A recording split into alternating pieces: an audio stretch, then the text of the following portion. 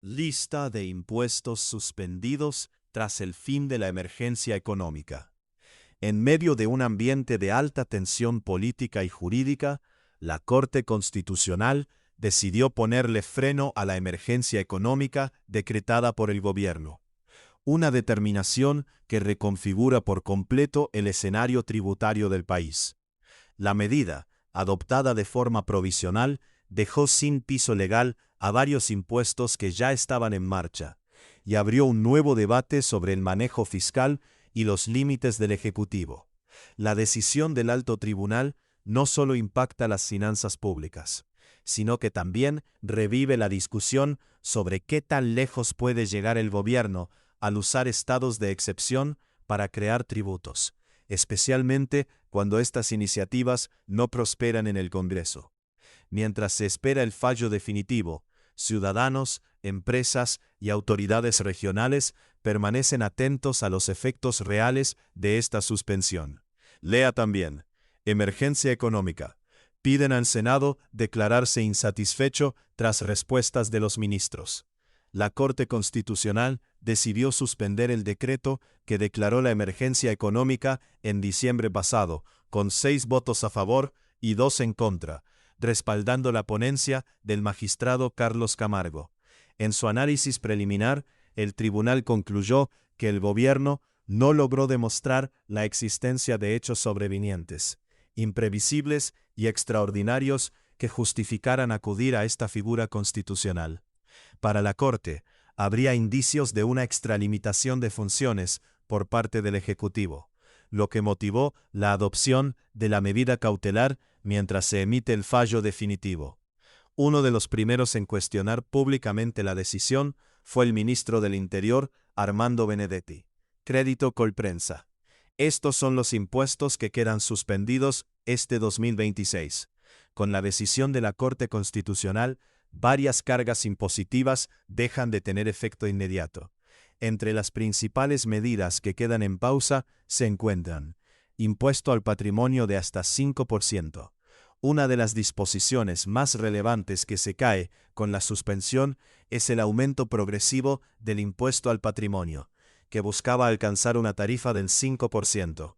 Esta medida pretendía revivir un punto de la reforma tributaria que no logró pasar en el Congreso y que impactaba a personas naturales y empresas con altos patrimonios.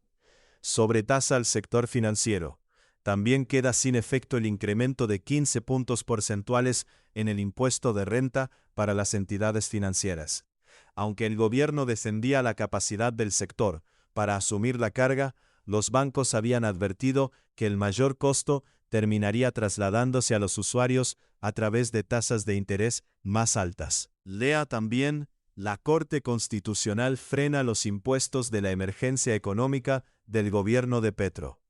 Cambios a importaciones de bajo valor. Otro decreto suspendido es el que reducía el umbral de minimis para importaciones de bajo valor, pasando de $200 a $50. La medida buscaba aumentar el recaudo, pero fue duramente criticada por afectar a pequeños importadores y a consumidores que compran productos mediante plataformas de comercio electrónico.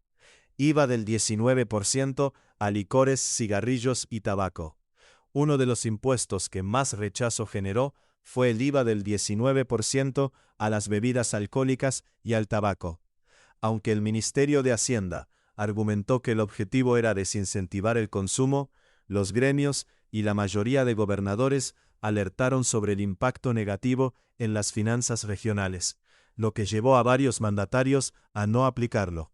Alivio para el sector petrolero y minero. El fallo también suspende el impuesto del 1% sobre la extracción de petróleo y carbón, una carga que, según las empresas del sector, afectaba la competitividad y desestimulaba la inversión en un momento clave para la industria. Con la decisión de la Corte Constitucional, varias cargas impositivas dejan de tener efecto inmediato. Crédito FreePic. ¿Qué pasará con los impuestos que ya se cobraron? Uno de los mayores interrogantes tras la suspensión del decreto tiene que ver con el destino del dinero ya recaudado. De acuerdo con expertos, la DIAN habría recogido cerca de 800.000 millones antes de que se adoptara la medida cautelar, recursos que ya ingresaron a las arcas del Estado.